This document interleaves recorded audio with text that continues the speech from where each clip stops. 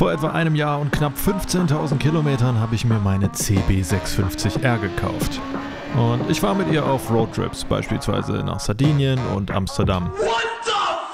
Ich habe mit ihr im Schwarzwald die Fußrasten schleifen lassen und ich bin mit ihr im Alltag einkaufen gefahren. Im Grunde habe ich alles gemacht, was man mit so einem Bike machen kann. Und da ich viel zu oft Bikes kaufe und dann wieder verkaufe, stellt sich für mich heute die Frage, behalte ich die CB650R oder gibt es dieses Jahr doch wieder was anderes? Die CB650R ist mechanischer Minimalismus. Sie sieht geil aus und macht Spaß, aber es gibt absolut keinen Schnickschnack. Sie hat 95 PS und dreht hoch bis auf 12.000 Umdrehungen. Genug also, um auch im zweiten Gang seinen Schein zu verlieren. Ihr Tank fasst 15,4 Liter und damit hat sie eine Reichweite von ungefähr 300 Kilometern. So viel zu den Daten. Was mich damals bei der Probefahrt komplett vom Hocker gerissen hat und was mich jetzt auch immer noch jeden Tag aufs Neue grinsen lässt, ist einfach der Motor und das in Verbindung mit dem Sound. Ich glaube, dieses Motorrad wäre nur halb so geil, wenn es ein Zweizylinder wäre mit irgendwie einem langweiligen Auspuff. Die schreit einfach und wenn man vom Gas geht, dann blubbert die auch so ein bisschen. Sie ist nicht unnötig laut. Aber man muss schon sagen, sie verdreht schon so ein bisschen die Köpfe. Wenn du durch eine Ortschaft fährst oder an einem Café vorbei oder whatever, die Leute glotzen sofort. Ein häufiger Kritikpunkt ist, dass das Bike erst im oberen Drehzahlbereich richtig Zug hat und bis dahin nur so vor sich hin cruist. Ich sehe das aber nicht als was Schlechtes, sondern eher als was Gutes. Wenn man leise und entspannt vor sich hin cruisen will, bleibt man einfach unter 6.000 Umdrehungen. Selbst wenn man hier mal voll am Hahn zieht, passiert nicht wirklich viel. Gerade für Anfänger finde ich das eigentlich geil. Und wenn man aber mal ordentlich scheppern will, schaltet man einfach runter und auf einmal hat man 12.000 Umdrehungen und brachialen Vierzylinder-Sound unterm Hintern. Man hat also gewissermaßen zwei Bikes in einem. Das finde ich gut und nicht schlecht.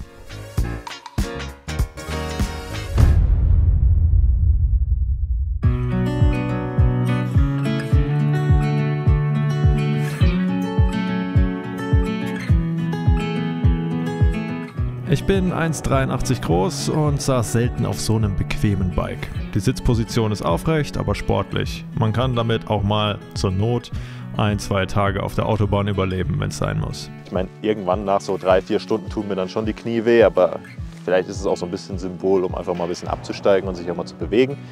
Oder ist auch eine Alterserscheinung, wer weiß. Auf meiner Wunschliste stehen nur 3 Verbesserungen. Erstens, mehr Platz am Lenker, um Dinge wie zum Beispiel eine Handyhalterung zu montieren. Da ist momentan echt nicht sonderlich viel Platz und an den Stellen, wo es geht, verändert der Lenker leider seinen Durchmesser, sodass es ziemlich ätzend zu befestigen ist. Und zweitens finde ich, dass wir jetzt langsam mal darüber nachdenken können, dass wir auch bei den Standardmodellen, die nicht 20.000 Euro kosten, mal ein Display haben mit Apple CarPlay oder ein Tempomat oder so. Aber das sind halt logischerweise leider die Features, die die Motorradhersteller, zumindest Stand heute, noch als Premium-Luxus-Features verkaufen und nicht als Standard. Das finde ich wäre jetzt mal was, aber das ist nicht spezifisch für das Motorrad. Ich frage mich wirklich, und das gilt für alle Motorradhersteller, warum ist es so verdammt schwer, CarPlay und Android Auto auf Motorräder zu bringen? Das hat selbst mein billiges Auto. Aber egal, lasst uns zum dritten und letzten Kritikpunkt kommen, nämlich das hier. Was man wunderschön sieht, oder wunderschön ist vielleicht das falsche Wort, aber dieser Kennzeichenhalter. Wenn man dann aber mal losrollt mit dem Bike, ist es einfach ein Traum. Man muss schon wirklich sehr pingelig sein, um hier irgendwelche Kritikpunkte zu finden. Ansonsten lenkt die Maschine wunderbar ein, man fühlt sich auch mit viel Schräglage wohl. Mir persönlich sind die Angstnippel deutlich zu lang, aber die kann man auch abschrauben.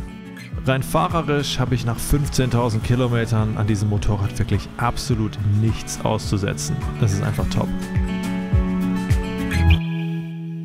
Kommen wir zum Thema Zuverlässigkeit. Ich finde nichts ätzender, als wenn man sich nicht auf etwas verlassen kann. Und ich hatte 4 Wehwehchen mit dem Bike, aber bevor ich da ins Detail gehe, will ich euch einen zuverlässigen und langjährigen Partner in Sachen Privatsphäre und Cybersecurity vorstellen, nämlich NordVPN. NordVPN nutze ich seit mehreren Jahren auf all meinen Geräten. Mit einem VPN kann man nämlich den eigenen Standort verbergen und Website-Betreiber können so schwerer nachvollziehen, wo man sich befindet. NordVPN hat zudem einen eingebauten Bedrohungsschutz, der euch im Internet vor vor Schadsoftware schützt. Falls eure Daten aber doch mal an die falschen Leute geraten sind, gibt es den sogenannten Dark Web Monitor. Der weist euch darauf hin, falls ihr Teil eines Datenlecks geworden seid und jemand im Internet eure Daten verkaufen will. Wichtig finde ich auch, dass NordVPN keine Aktivitätenprotokolle behält.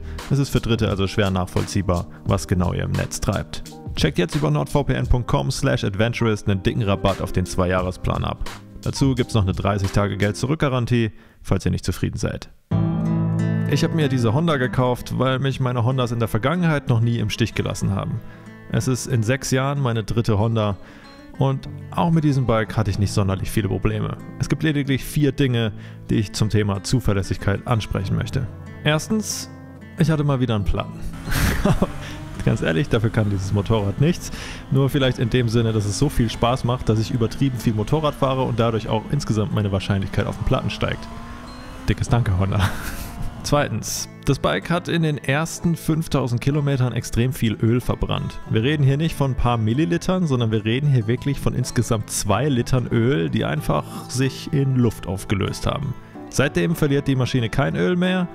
Aber inzwischen bin ich auch so ein bisschen paranoid und kontrolliere extrem regelmäßig. Also, wenn ihr das Bike neu kauft, checkt regelmäßig den Ölstand und füllt im Zweifel nach. Kommen wir zum 3. Punkt und das ist die Kette. Die von Werk aus verbaute Kette ist echt nicht gut, finde ich. Ich habe sie wirklich top gepflegt und ich bin fast nie im Regen gefahren und trotzdem war sie nach 10.000 Kilometern ungefähr schon ungleichmäßig langgezogen und hatte starre Kettenglieder. Das muss nicht sein. 4. Vermutlich bedingt durch Abgasnormen springt sie manchmal nur an, wenn man auch gleichzeitig Gas gibt. Das stört nicht und ist selten, aber es jagt mir immer wieder schönen Schrecken ein. Kann man mit diesem Motorrad Touren fahren, ist es für Reisen geeignet. Ich bin viel in der Motorradreise-Bubble unterwegs und ich habe das Gefühl, dass hier schnell der Eindruck herrscht, dass man für Touren immer eine Reise-Enduro oder einen fetten Sporttourer braucht. Aber das ist Quatsch. Ich bin mit einer 25 PS Enduro und 7 Liter Tank von Deutschland bis in die Sahara gefahren. Das war schmerzhaft, aber es ging und ich hatte eine richtig geile Zeit.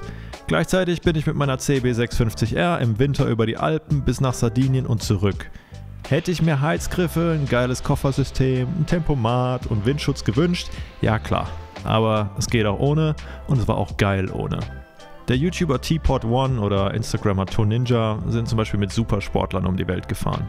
Affe ist mit einem Cruiser auf Island baden gegangen. Insofern ist eine CB650R genauso tourentauglich wie eine BMW GS. Nur man fährt halt vielleicht keine 500 Kilometer am Tag, sondern lieber nur 300. Ich finde, Touring mit einem Naked Bike hat auch was ganz Besonderes. Mit einem brüllenden Vierzylinder durch die Schluchten Sardiniens zu ballern, war für mich nicht weniger geil, als es mit einem dicken Reisedampfer gewesen wäre.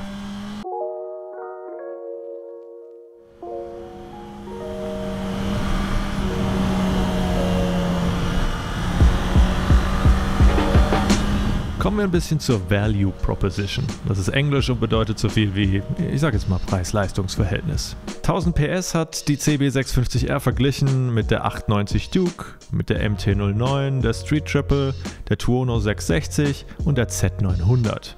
Alles Bikes, die mit Ausnahme der Aprilia größere Motoren haben und auch deutlich mehr kosten als die CB650R. Im Vergleich mit diesen Bikes kam die CB650R mittelgut weg. Klar, sie ist auch mit teureren und größeren Bikes verglichen worden. Vergleicht man die CB650R aber mal mit Bikes, die meiner Meinung nach eher in der gleichen Liga spielen, ist die CB650R die teuerste. Teurer zum Beispiel als die Z650, die SV650 oder die MT-07. Also ganz ehrlich, wenn ihr Euro pro Kubikmeter rechnet, ist dieses Motorrad keine gute Investition. Man könnte sogar sagen, es ist eine miese Investition. Es gibt zum Beispiel für 3.000 Euro weniger eine nagelneue Suzuki SV650, die euch genauso zuverlässig von A nach B bringt und unten raus sogar mehr Zug hat. Fährt man die CB650R da, wo sie am meisten Spaß macht, nämlich jenseits der 10.000 Umdrehungen, dann ist auch da der Spritverbrauch relativ hoch. Es macht rein rational nicht sonderlich viel Sinn, dieses Motorrad zu kaufen. Am Ende hat ganz ehrlich einfach mein Herz entschieden. Dieser Vierzylinder ist so geil, dass ich jede Fahrt unter dem Helm grinse. Ja, die Wanderer im Schwarzwald verdrehen vielleicht ihre Augen, wenn ich vorbeifahre. Muss man heutzutage wirklich noch so ein kreischendes Ding fahren? Dann schaue ich mir aber das geile Retro-Styling von diesem Motorrad an. Den Krümmer, die goldenen Akzente am Motor. Und ich weiß einfach, es ist völlig egal, was rational ist oder was man heute zeitgemäßes tun sollte. Wir haben alle nur ein Leben. Die Mühle bockt und sieht Hammer aus. Sie ist zuverlässig und hat Power. Sie ist anfängerfreundlich und bietet auch mir nach 6 Jahren Fahren so viel Spaß. Ich würde sagen, wir hören uns in 10.000 Kilometern wieder, wenn ich sie vielleicht verkaufe oder immer noch besitze. Wer weiß. So wie ich mich kenne, würde ich sagen, ich verkaufe sie, aber ich wüsste jetzt nicht warum. Aber hinterher ist man immer schlauer. Ich hoffe, euch hat es gefallen. Daumen hoch, wenn ja, Daumen runter, wenn nicht. Abonniert gerne den Kanal kostenlos, falls ihr nichts mehr verpassen wollt Richtung Motorräder, Lifestyle, also Motorrad-Lifestyle und Reisen und so weiter und so fort. Checkt den Channel ab, gibt hunderte Videos und dann sehen wir uns beim nächsten Mal. Haut rein. Ciao, ciao.